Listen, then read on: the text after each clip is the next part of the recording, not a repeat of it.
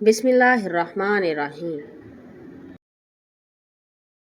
Part 3۔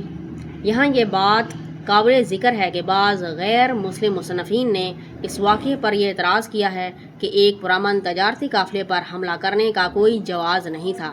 ہمارے زمانے کے بعض مسلمان مصنفین نے اس اعتراض سے مرعوب ہو کر یہ دعویٰ کرنے کی کوشش کی ہے کہ حضرت صلی اللہ علیہ وآلہ وسلم کا ارادہ قافلے پر حملہ کرنے کا نہیں تھا، بلکہ ابو سفیان نے اپنے طور پر خطرہ محسوس کر کے ابو جہل کے لشکر کو دعوت دی تھی۔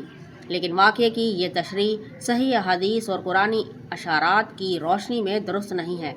در حقیقت یہ اعتراض اس وقت کے حالات اور اس دور کے سیاسی، دفاعی اور معاشرتی ڈھانچے سے بے خبری پر مبنی ہے۔ پہلی بات تو یہ ہے کہ جو واقعات ہم نے اوپر بیان کیے ہیں ان کی روشنی میں فریقین کے درمیان ایک مسلسل جنگ کی حالت موجود تھی۔ دونوں نے ایک دوسرے کو نہ صرف چیلنج دے رکھے تھے بلکہ کفار کی طرف سے عملی طور پر چھیڑ چھاڑ بھی شروع ہو چکی تھی۔ دوسرے حضرت سعد بن معاذ رضی اللہ عنہ پہلے سے انہیں متنبہ کر آئے تھے کہ وہ ان کے قافلوں پر حملہ کرنے کے لیے آزاد ہوں گے۔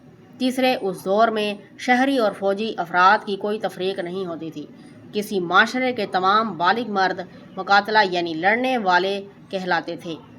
چنانچہ قافلے کی سرکردگی ابو سفیان کے ہاتھ میں تھی، جو اس وقت حضرت صلی اللہ علیہ وآلہ وسلم کے کھلے دشمن تھے، اور اس کے ساتھ 40 مسلح افراد میں سے ہر ایک قریش کے ان لوگوں میں سے تھا جو مسلمانوں کو ستانے میں پیش رہے تھے اور مسلمانوں کے خلاف جنگ کی تیاری کر رہے تھے۔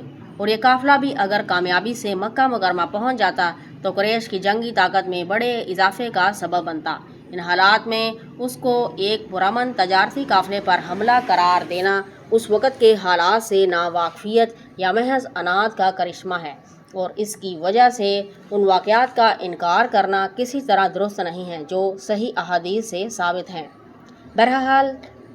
بہرحال جب ابو سفیان کو آپ کے ارادے کا اندازہ ہوا تو اس نے ایک طرف تو ایک تیز رفتار ایلچی ابو جہل کے پاس بھیج کر اس واقعے کی اطلاع دی اور اسے پورے لاؤ لشکر کے ساتھ آپ پر حملہ کرنے کا مشورہ دیا، اور دوسری طرف اپنے قافلے کا راستہ بدل کر بحر احمر کے ساحل کی طرف نکل گیا تاکہ وہاں سے چکر کاٹ کر مکہ مکرمہ پہنچ سکے۔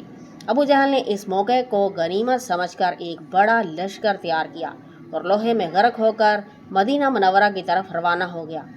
حضرت صلی اللہ علیہ وآلہ وسلم کو جب پتہ چلا کہ ابو سفیان تو قافلہ لے کر نکل چکا ہے اور ابو جہل کا لشکر آ رہا ہے، تو آپ نے صحابہ اکرام سے مشورہ کیا۔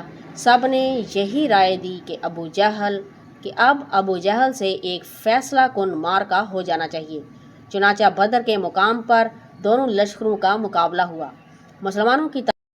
مسلمانوں کی تعداد اور ساز و سامان ابو جہل کے لشکر کے مقابلے میں کوئی حیثیت نہیں رکھتا تھا، لیکن اللہ تعالیٰ کے فضل و کرم سے مسلمانوں کو شاندار فتح حاصل ہوئی۔